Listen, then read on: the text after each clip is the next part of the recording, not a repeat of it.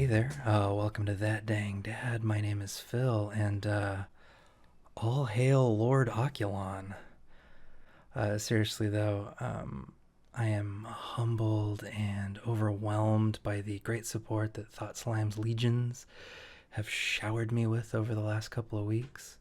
It really put this channel on the map for the non-Slimers out there. So if you found this channel through the good old-fashioned algorithm, why don't you check out Thought Slime for some funny, important, and I would say fiercely kind videos on a variety of topics. And you'll also get an explanation for who Lord Oculon is. I had a lot of great comments and a lot of great feedback on my video, and before I get to tonight's topic, I wanted to address a couple.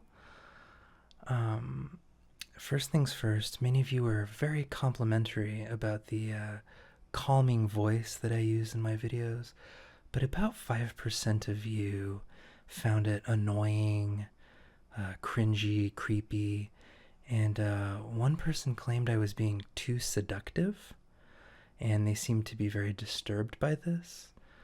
To that person, I assure you, this is simply my sort of calm, soothing voice. My seductive voice goes a little something like this. Can I touch your butt?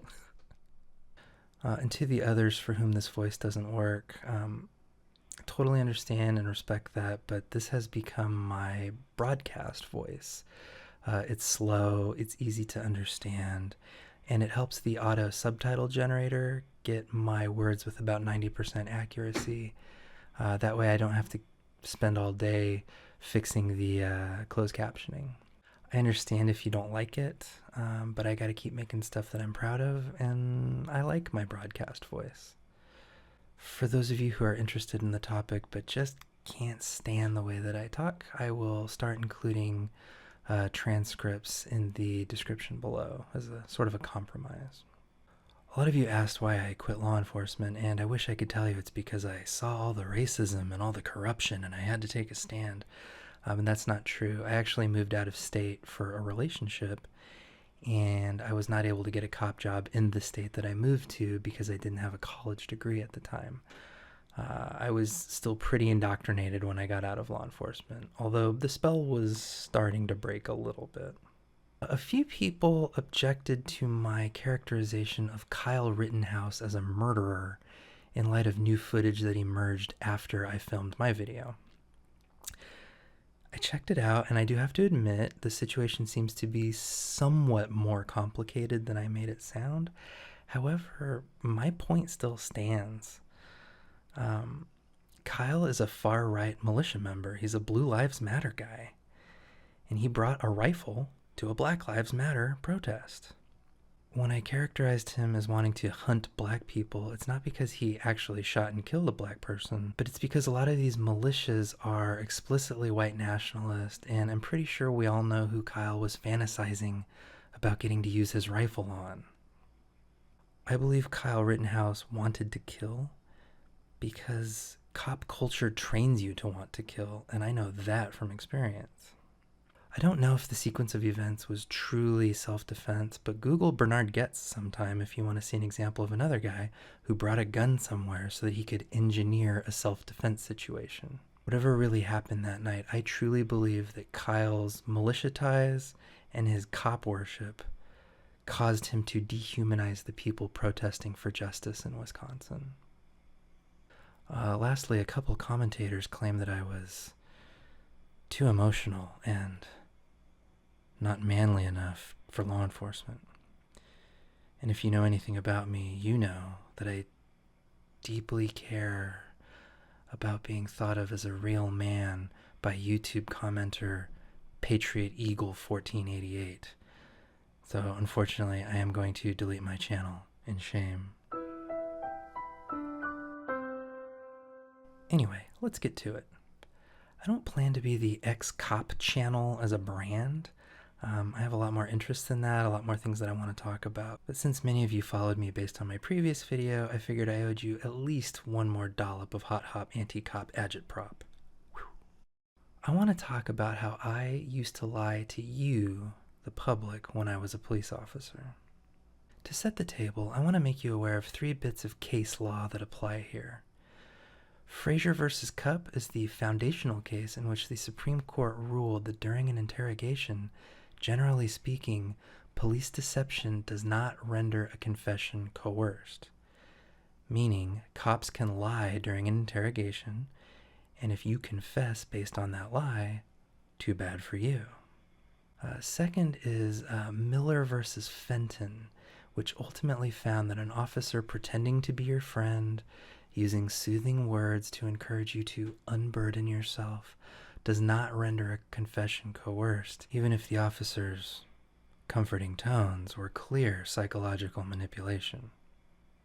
Lastly, there's a case called In the Matter of DAS from 1978, in which police pretended to run fingerprints on a stolen pocketbook and told the defendant that they had found his prints on it, and this caused him to confess.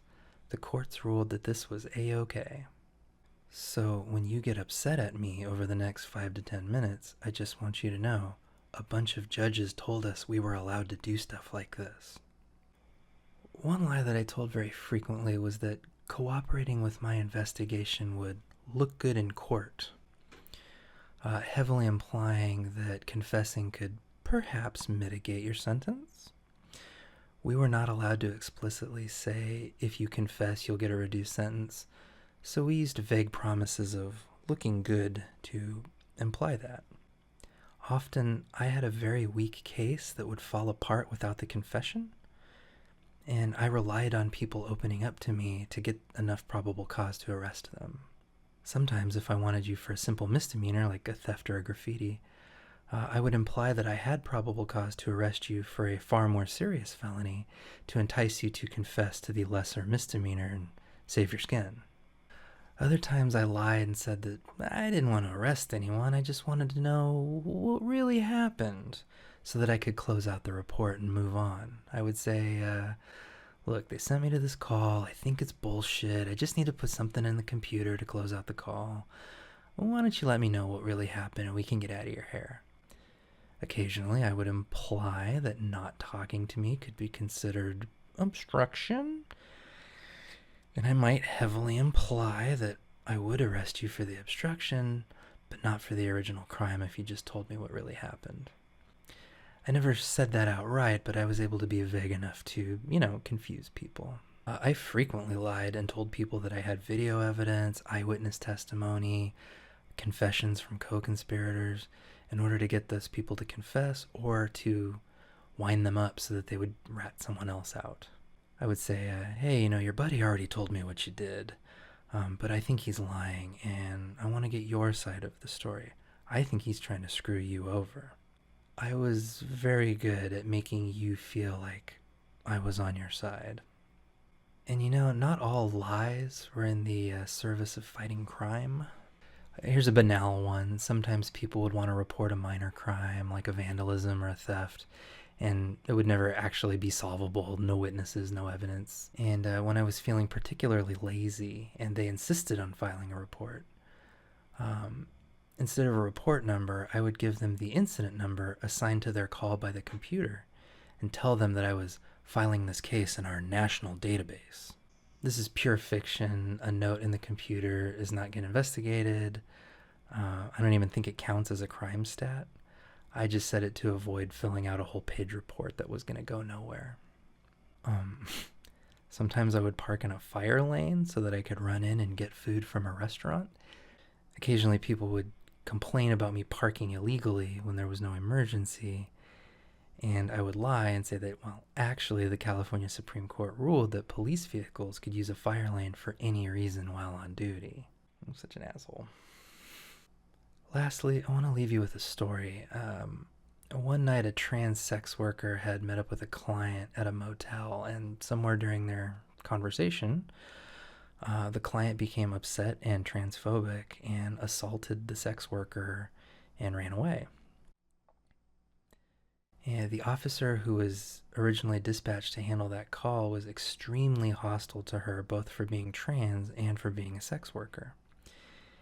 And when she tried to file the assault report, he told her that because she was a sex worker, technically he was required to arrest her, and if she didn't want to get arrested, she should just drop the case and move on.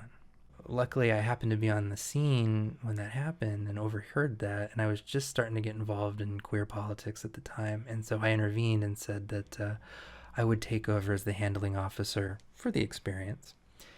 And I was actually able to help her file a real police report, not one for the national database.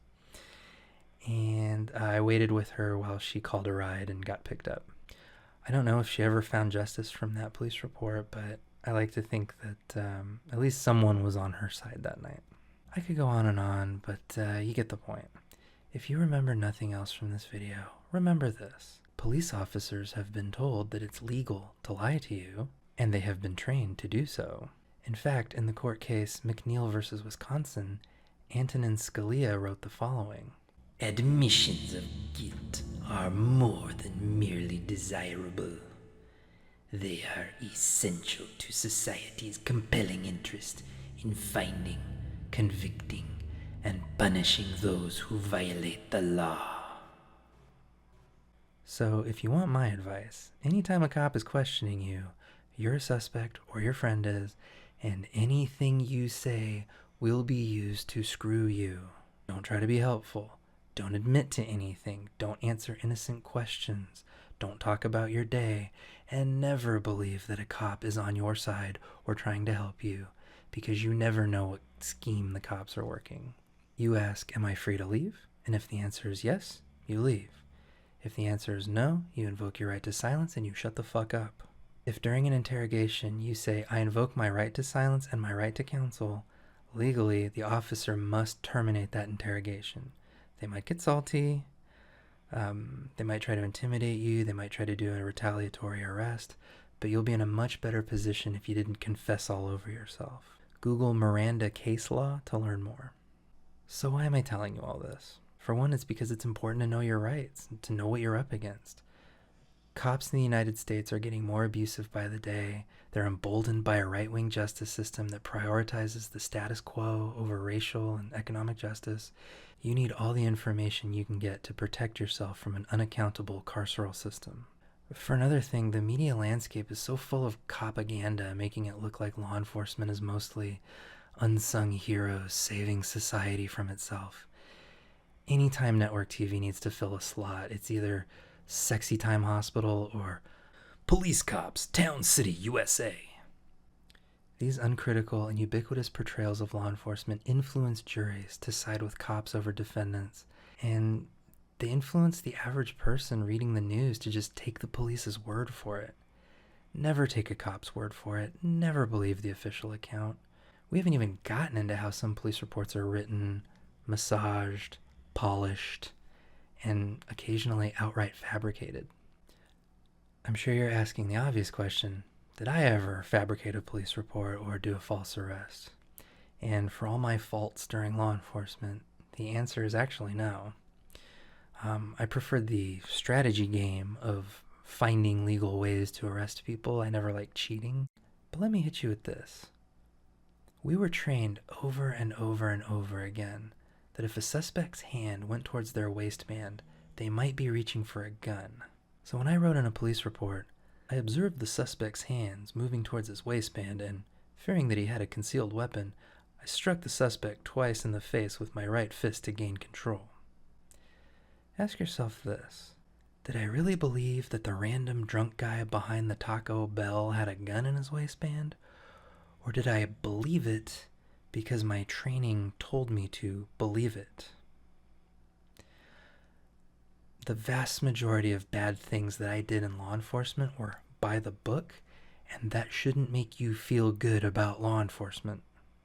The last reason I wanted to talk about this is because I've recently gotten involved in the police and prison abolition movement, and there's a lot of important work being done by abolitionists, and it's being ignored by society because believing in the inherent legitimacy of the carceral state makes it easy to write off abolition work as like a hippie fantasy.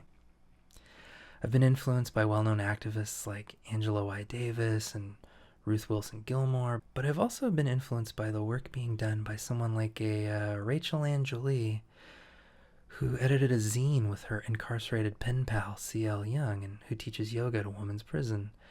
work designed to restore dignity to people stuck in prison.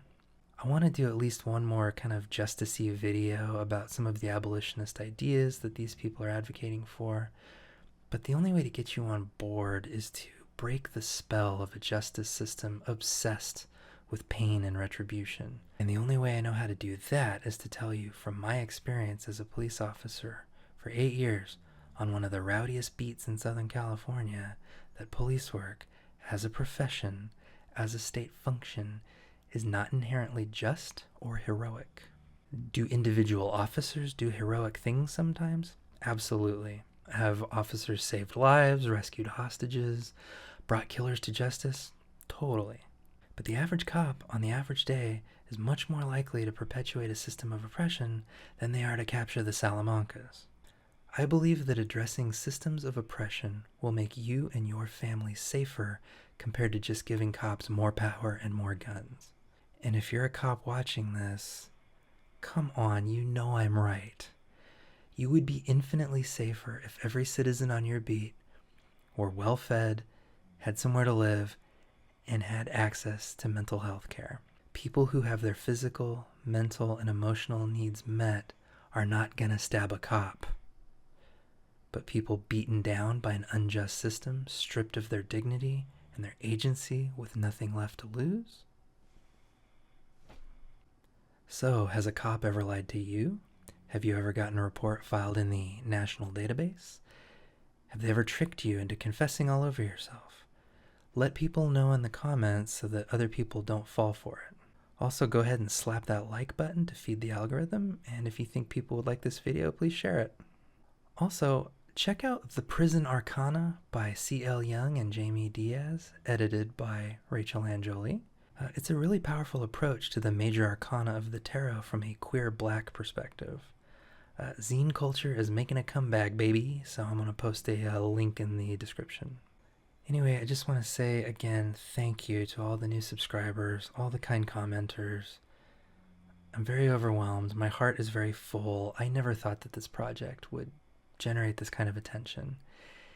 And I think the part of it that's most fulfilling for me is the idea that I might be able to take some of my past mistakes, my past failures, and use that as fuel to help people that I don't know.